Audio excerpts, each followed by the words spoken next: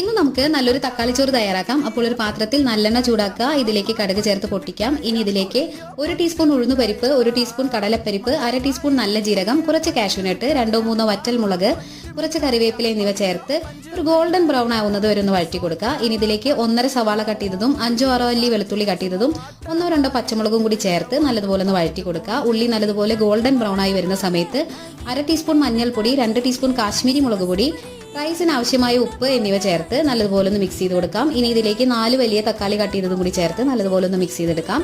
ഇനി ഇതിലേക്ക് ഒരു അല്പം വെള്ളം ചേർത്ത് കൊടുത്ത് നല്ലതുപോലെ ഒന്ന് മിക്സ് ചെയ്ത് മൂടി വെച്ച് നമുക്ക് തക്കാളി എല്ലാം ഒന്ന് കുക്ക് ചെയ്തെടുക്കാം. തക്കാളി ഇപ്പോൾ നല്ലതുപോലെ കുക്കായി വന്നിട്ടുണ്ട്. ഇനി ഇതിലേക്ക് ഒരു കൈപ്പിടി നിറയെ മല്ലിയിലയും 2 ടേബിൾ സ്പൂൺ നെയ്യും കൂടി ചേർത്ത് നല്ലതുപോലെ ഒന്ന് മിക്സ് ചെയ്ത് കൊടുക്കുക. അതിനുശേഷം കുക്ക് ചെയ്ത് വെച്ചിരിക്കുന്ന റൈസ് ചേർത്ത് പതുക്കെ നല്ലതുപോലെ ഒന്ന് മിക്സ് ചെയ്തെടുക്കുക. 5 മിനിറ്റ് നേരം നല്ലതുപോലെ ഒന്ന് മിക്സ് ചെയ്തെടുത്തു കഴിഞ്ഞാൽ രുചികരമായ തക്കാളി ചോറ് റെഡി.